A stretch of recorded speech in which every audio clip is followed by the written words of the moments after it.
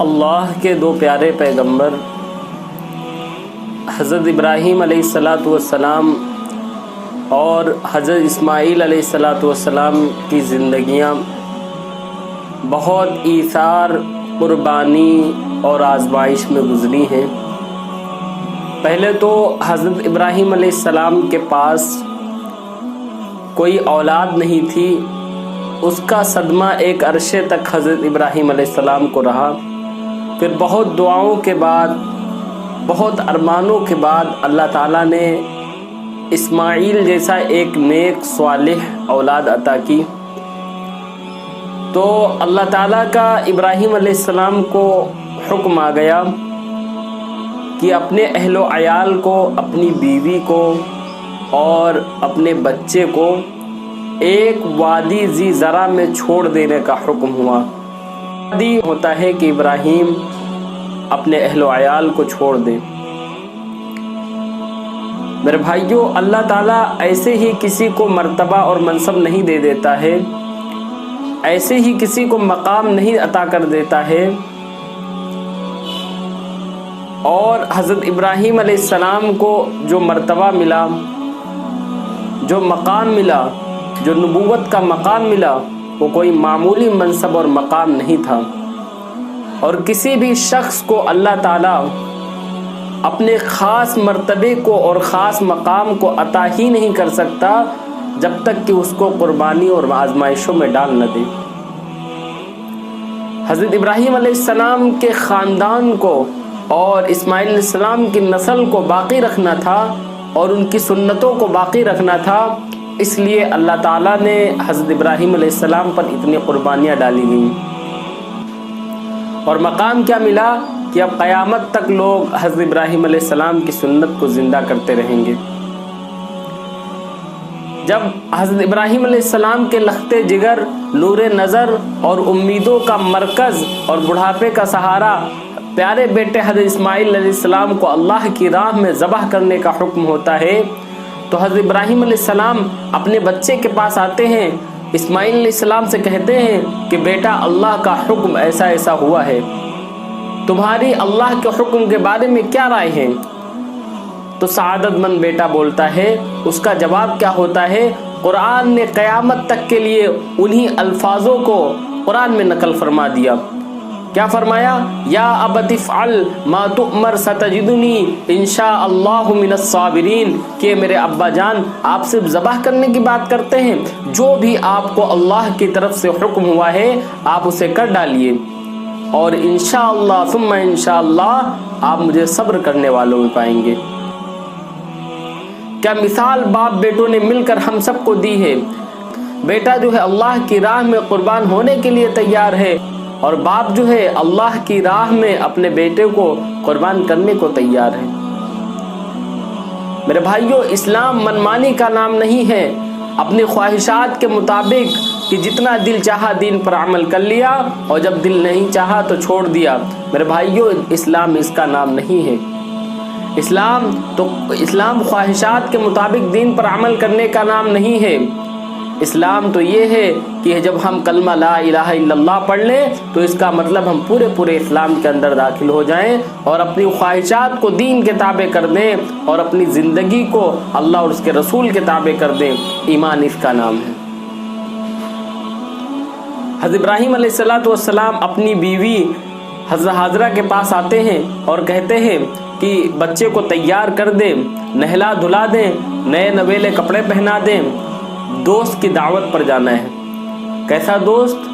اللہ کے پاس جانا ہے۔ حضرت ابراہیم علیہ السلام تو اللہ کے خلیل تھے، اللہ کے دوست تھے۔ حضرت حاجرہ جو ہے بیٹے کو تیار کر دیتی ہیں، نئے نویلے کپڑے پہنا دیتی ہیں۔ حضرت ابراہیم علیہ السلام بچے کا ہاتھ پکڑتے ہیں اور لے کر چل دیتے ہیں، بنا کی وادی کی طرف لے کر چل دیتے ہیں۔ سوچو وہ کیسا منظر رہا ہوگا، اب باپ جو ہے اپنے چہیتے بیٹے کو قربان کرنے کے لیے جا رہا ہے۔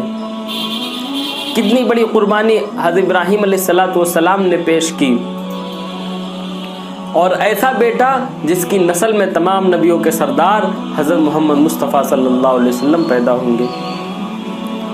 शैतान दौड़ता हुआ हज़रत हाजरा के पास आता है और कहता है कि आपको पता है कि आपका बेटा कहाँ गया है? हज़रत हाजरा कहती हैं कि हाँ, उनके अब्बा जो है दोस्त की दावत पर लेकर गए। शैतान कहता है नहीं नहीं, वो आपके बेटे को ज़बह करने के लिए लेकर गए हैं। तो हज़रत हाजरा कहती हैं सोच कर बात करो, वो उनके बाप हैं, वो अपने ही बेटे को क्यों ज़बह करेंगे, वो भी बग़ैर गलती के। कहीं बाप भी बेटे को ज़बह करता है? और हज़रत हाजरा ने कहा कि मुझे मालूम है कि वो अपने बाप का कितना चहीता बेटा है।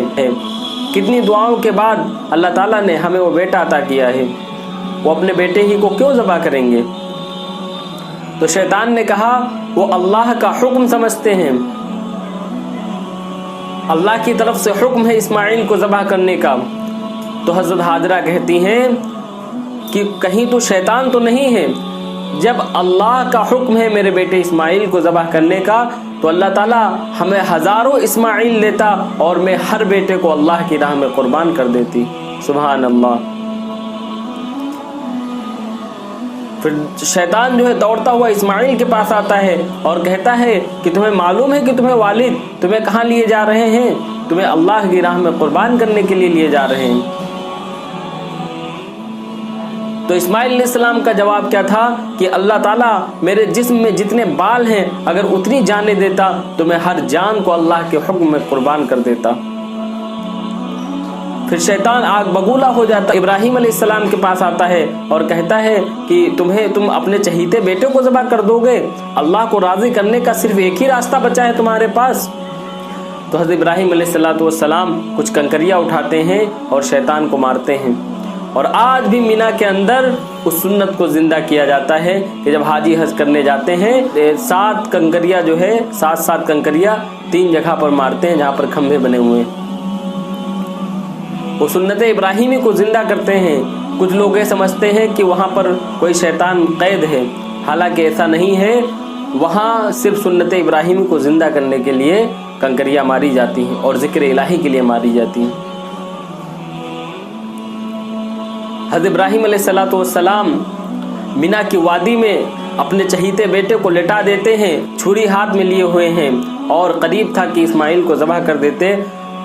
बेटे ने कहा कि अब्बा जान रुक जाइए, आप मुझे रस्सियों से जकड़ लीजिए और अपनी आंखों पर पट्टी बांध लीजिए, कहीं ऐसा ना हो कि मुझे तड़पता देखकर आपको अल्लाह का हुक्म पूरा करने में देरी हो जाए। हज़रत इब्राहीम अलैहिस्सलाम अपने बच्चे को रस्सी से बांध देते हैं और अपनी आंखों पर पट्टी बांध लेते हैं और ज़बह करने के लिए तैयार हो जाते हैं। तो हज़रत इस्माइल अलैहिस्सलाम कहते हैं कि रुक जाइए और कहते हैं कि मेरी रस्सियों को खोल दीजिए। तो बाप के दिल में ख्याल आता है कि कहीं बेटे का इरादा तो नहीं बदल गया। तो बेटे से पूछते हैं बेटा क्या बात है, कहीं तुम्हारा इरादा तो नहीं बदल गया? तो कहने लगे नहीं अब्बा जान, मेरा इरादा नहीं बदला है, बल्कि मैं ये सोच रहा हूँ कि कल कहीं तारीख की किताबों में ये ना लिखा जाए कि जो है बाप ने रस्सियों में बांध कर बेटे को ज़बह कर दिया और बेटा ज़बह होने को तैयार नहीं था। इसलिए मेरे अब्बा जान मेरी रस्सियों को खोल दीजिए, मैं नहीं तड़पूंगा। सोचो मेरे भाइयों कैसा वो मकाम रहा होगा जब बेटे ने कहा होगा कि मैं नहीं तड़पूंगा, मेरी रस्सियों को खोल दीजिए। हज़रत इब्राहीम अलैहिस्सलाम अपने प्यारे बेटे की रस्सियों को खोल देते हैं। मीना की वादी है और पूरे आलम में एक सुकूत तारी है, अजीब सी एक खामोशी है। फरिश्ते जो है थर थर काँप रहे हैं और मीना की वादी कपकपा रही है। फरिश्ते पूछते हैं अल्लाह क्या क़यामत आने वाली है? अल्लाह ताला फरमाते हैं कि तुम कहते थे कि इबादत के लिए मैं काफ़ी हूँ, अब मेरे महबूब की अदा तो देखो, मेरे महबूब की मोहब्बत का अंदाज तो देखो, मेरा महबूब देखो कैसे मेरे हुक्म को पूरा कर रहा है। हज़रत इब्राहीम अलैहिस्सलाम पूरी ताकत से और पूरी क़ुव्वत से हज़रत इस्माइल अलैहिस्सलाम की गर्दन पर छुरी चलाते हैं और गर्दन कट जाती है। लेकिन जब हज़रत इब्राहीम अलैहिस्सलाम अपनी पट्टी को हटाते हैं तो देखते हैं कि जिसको बेटा समझकर ज़बह किया वो बेटा नहीं था बल्कि दुम्बा था। सुभान अल्लाह। हज़रत जिब्रील अलैहिस्सलाम पास में खड़े हुए हैं और चहीता बेटा पास में खड़ा हुआ मुस्कुरा रहा है और अल्लाह की तरफ से वही आई, क़द सद्दक़तर रुया इन्ना कज़ालिका नज्ज़िल मुहसिनीन। ए इब्राहिम, तुमने जो है अल्लाह का ख्वाब सच करके दिखाया और हम नेकियां करने वालों को इसी तरह बदला देते हैं। मेरे भाइयों, बेटे की कुर्बानी अल्लाह को मकसूद नहीं थी, बेटे को कत्ल करना अल्लाह को मकसूद नहीं था। अल्लाह को तो इम्तिहान लेना मकसूद था कि कहीं इब्राहिम को बुढ़ापे में औलाद मिली है, कहीं उसकी बेटे की मोहब्बत अल्लाह की मोहब्बत से ज़्यादा तो नहीं हो गई। इसलिए हज़रत इब्राहिम अलैहिस्सलाम पर यह आजमाइश और कुर्बानी आई। मेरे भाइयों, इब्राहिम अलैहिस्सलाम पर कुर्बानी इस बात की मिसाल है कि हम सबको जो है इस ऐसे मरहले में साबित कदम रहना चाहिए। और इसी कुर्बानी को अल्लाह ताला ने इस्लाम का शिआर बना दिया कि अब क़यामत तक लोग इस सुन्नत को ज़िंदा करते रहेंगे। और ये कुर्बानी हम सब के लिए जो है मिसाल है, आजमाइश के मरहलों में जो है साबित कदम रहें और एक सेकंड के लिए, एक मिनट के लिए भी न सोचे कि अल्लाह के सिवा कोई मेरा हामी और मददगार है।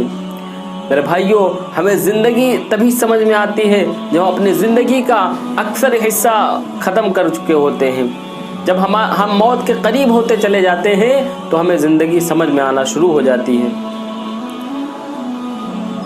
अगर कोई किसी से मोहब्बत करता है तो उसको एहसास नहीं होता, उसको जब एहसास होता है जब वो शख्स उससे जुदा हो जाता है। आज मेरे पास ये हाथ है, इसकी कीमत हमें मालूम नहीं, कल को जब टूट जाए तब हमें इसकी कीमत पता चलती। इंसान के पास जो चीज़ मौजूद है उसको उसकी कोई कीमत नहीं। मछली को पानी की कोई कीमत नहीं जब तक कि वो पानी के अंदर मौजूद है। जब उसको पानी से निकाल लिया जाए तब उसे पता चलता है कि पानी उसकी ज़िंदगी के लिए कितना कीमती था।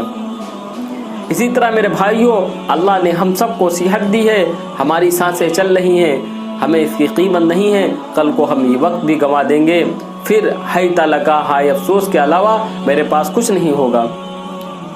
इसलिए मेरे भाइयों, आज हम अमाल कमा सकते हैं, कल को हम इसके भी मोहताज हो जाएंगे। इसलिए अपनी ज़िंदगियों को बदलो, अपनी ज़िंदगियों का रुख सही करो, अपने आप को सिरात मुस्तकीम की तरफ लेकर आओ। अल्लाह ताला हम सबको सही समझ अता